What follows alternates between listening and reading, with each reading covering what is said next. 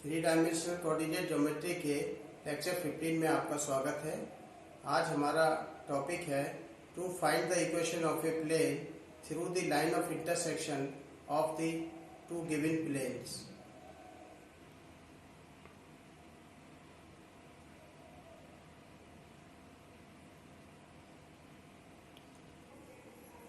आइए आज हम दो दिए गए समतलों की प्रतिच्छेद रेखा से होकर जाने वाले समतल का समीकरण ज्ञात करना आपको बताते हैं।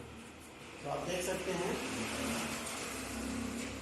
Let a1x plus b1y plus c1z plus d1 equal to 0 and a2x plus b2y plus c2z plus d2 equal to 0 be any two given planes and let AB be any line of intersection of these two planes।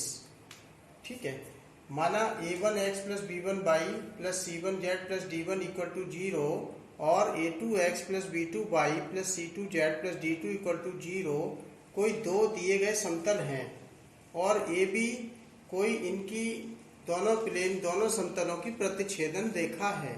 ठीक है, तो then B assume, तब हम मान लेते हैं कि ये पहला प्लेन हमारा S1 है जो कि a1x plus b1y plus c1z plus d1 equal to 0 है।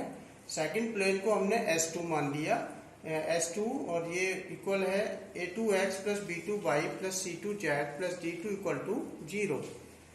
Then the equation of the plane passing through this line of intersection is given by S1 plus lambda S2 equal to 0 where lambda is some constant. ठीक है, तो इसमें क्या है कि जब ये दो प्लेन दिए जाते हैं तो इन दोनों की प्रतिच्छेदन रेखा, अर्थात ये जो डायग्राम में आप देख रहे हैं, मान लीजिए S1 ये कोई प्लेन है और S2 ये कोई प्लेन है, तो इनकी प्रतिच्छेदन रेखा AB से होकर जाने वाले समतल का समीकरण इससे दिया जाता है, S1 plus lambda S2 equal to 0 से, जहाँ पे लैम्डा क्या है, लैम्डा कोई कांस्टेंट है जिसे हमें सवाल में दिए गए कंडीशन या प्रतिबंधों से इसका मान ज्ञात करना पड़ता है और फिर यह इक्वेशन आ जाता है। और फाइनली यह इक्वेशन इस टाइप से आता है, a1x plus b1y plus c1z plus d1 plus lambda, फिर ब्रैकेट में दूसरा इक्वेशन है a2x plus b2y plus c2z plus d2 equal to 0। तो ये डायग्राम में आप देख रहे हैं, ये दो प्लेन हैं, इनकी line of intersection A B रेखा है, इससे होके जाने वाला प्लेन है। आइए इसको एक डिमॉन्स्ट्रेशन से और थोड़ा सा समझने का प्रयास करते हैं। देख सकते हैं आप, ये हमारे पास ये S1 कोई प्लेन है, आप देख रहे हैं S1 इक्वल टू 0 और S2 इक्वल टू 0, ये कोई प्लेन है और ये दो समतल हैं, आप देख रहे हैं, एक येलो कलर का और एक पिंक कलर में, मैंने इसको अलग दिखाया हुआ है। अब मान लीजिए इन दोनों समतलों की कोई प्रतिच्छेद रेखा है, सपोज ये कोई प्रतिच्छेदन रेखा है, ग्रीन कलर से जो मैंने दिखाई है, ये प्रतिच्छेदन रेखा इन दोनों समतलों की S1 और S2 की लाइन ऑफ इंटरसेक्शन है, जिससे होके कोई ये समतल जा रहा है, जिसे मैंने व्हाइट कलर के समतल से दिखाया हुआ है, ये आप देख सकते हैं इस तरीके से। तो ये समतल का समीकरण ये होता है S1 plus lambda S2 equal to 0, और यह आप देख सकते हैं जैसा डायग्राम में मैंने बनाया हुआ है उसी तरह से इसको ग्रीन कलर की लाइन से मैंने दिखा रखा है आपको।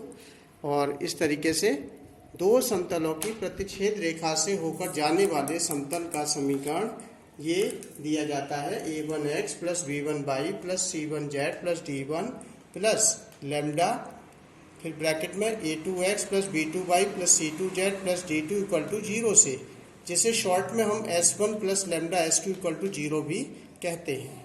तो इस देखा आपने, दो समतलों की प्रतिच्छेद रेखा से होकर जाने वाले समतल का समीकरण इस फॉर्मूले से हम ज्ञात करते हैं। आइए अब इस पर आधारित एक प्रश्न हल करके देखते हैं। देखिए क्वेश्चन देख लेते हैं। प्रश्न है, मूल बिंदु तथा समतल x plus 2y plus 3z minus 4 equal to 0 और 4x plus 3y plus 2z plus 1 equal to 0 की प्रतिच्छेद रेखा से होकर जाने वाले समतल का समीकरण ज्ञात करो। That is to say find the equation of a plane passing through the origin and the line of intersection of the two given planes x plus 2y plus 3z minus 4 equal to 0 and 4x plus 3y plus 2z plus 1 equal to 0। तो आइए इसे solve करते हैं। माना दिए गए समतल के समीकरण, ये दोनों समतल के समीकरण दे रखे हैं हमको, इसको S1 और इसको S2 मान लेंगे। So let us consider the equation of the two given planes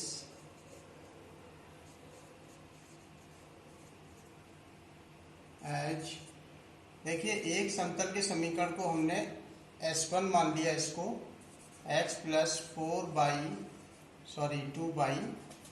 x plus 2y plus 3z minus 4 equal to 0।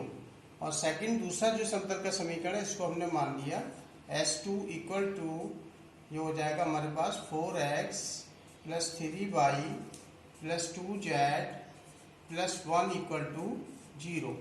ये हमारे पास दो समतल के समीकरण हैं जो दे रखे हैं, ठीक है। Now we know that equation of the plane passing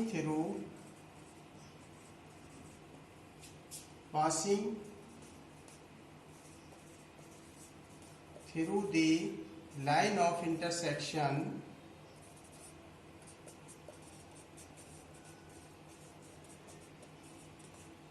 is given by, मान लीजिए दो इक्वेशन है, तो इन दोनों की ये लाइन ऑफ इंटरसेक्शन से जो जाने वाला समतल है उसका इक्वेशन दिया जाता है S1 plus lambda S2 equal to 0। ये हमारे पास फॉर्मूला हमने आपको बताया था।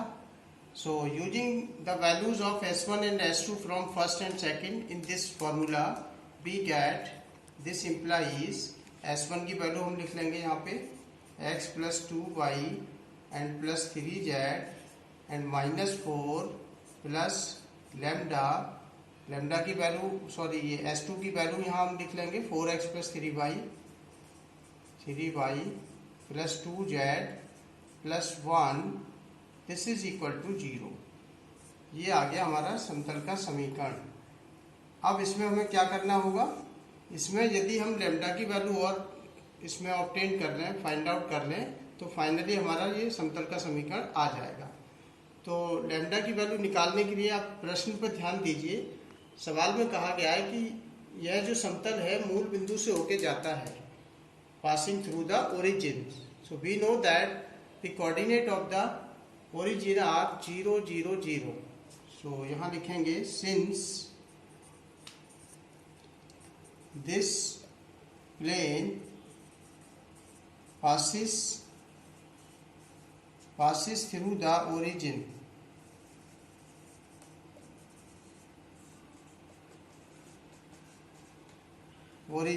that is origin से जाता है, it means it passes through the point 0 0 0।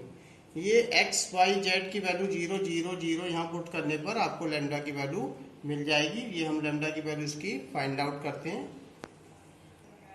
देखिए इसको इक्वेशन नंबर 3 मान लेंगे। अब यहाँ इसका बाकी का शेष भाग है। Since this implies the coordinates of origin 0 0 0 will satisfy equation number 3, यानी कि समतल हमारा मूल बिंदु से जा रहा है, इसलिए मूल बिंदु के निर्देशांक इस इक्वेशन को सेटिस्फाई करेंगे। तो इसमें ये वैल्यू पुट करके देखते हैं। तो हमने ओरिजिन के कोऑर्डिनेट 0 0 0 इस इक्वेशन नंबर 3 में, ये देखिए यहाँ इक्वेशन नंबर 3 में हमने मूल बिंदु के निर्देशांक की वैल्यू यहाँ पुट की। तो इसको सॉल्व करने के बाद ये हमको मिलेगा दिस इम्प्लाइज, ये सब 0 हो जाएगा, -4 बचेगा इसमें, -4 प्लस लैम्डा, और ये सारा 0 हो जाएगा, केवल +1 बचेगा। So this equal to 0। This implies lambda की वैल्यू 4 आ जाएगी, और लेमडा की वैल्यू 4 को हम कहाँ रखेंगे, इक्वेशन थर्ड में। So using value of lambda in equation third, we get. So इसमें आप लेमडा की वैल्यू पुट करेंगे। So this is x plus 2y and plus 3z minus 4 plus lambda की वैल्यू 4 है, ये 4 पुट कर दिया यहाँ पे। फिर ये हो जाएगा 4x plus 3y plus 2z plus 1 equal to 0। इसे सॉल्व कर लेंगे। इसे सॉल्व करने के बाद फाइनल आंसर हमें इस प्रकार प्राप्त होगा। So this can be written as x plus 2y plus 3z minus 4 and this 4 से इसको मल्टीप्लाई कर देंगे। So this is 16x plus 12y and plus 8z plus 4 equal to 0। Again solving this, adding this, so we get 17x plus 2y and this 12, so this is 14y 3z and this is 8z, so this is 11z, and this minus 4 and plus 4, this is cancelled, so these are cancelled and this equal to 0. So this is the equation of the required plane. आप ध्यान दीजिए यहाँ पे constant term नहीं है। Constant term d की value यहाँ कितनी है, 0 है, क्योंकि हमारा ये प्लेन ओरिजिन से होके जाता है। और ये आप ध्यान रखिएगा कि जब कोई प्लेन ओरिजिन से होके जाएगा तो उसमें कांस्टेंट टर्म की वैल्यू यानी कि d की वैल्यू 0 होगी। सो this is the required equation, दस बी सॉल्व। तो देखा आपने किस तरीके से हमने दो की प्रतिच्छेद रेखा से होकर जाने वाले समतल का समीकरण हमने ये ज्ञात करके आपको बताया।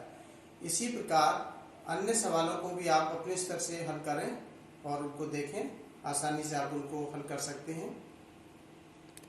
Thank you.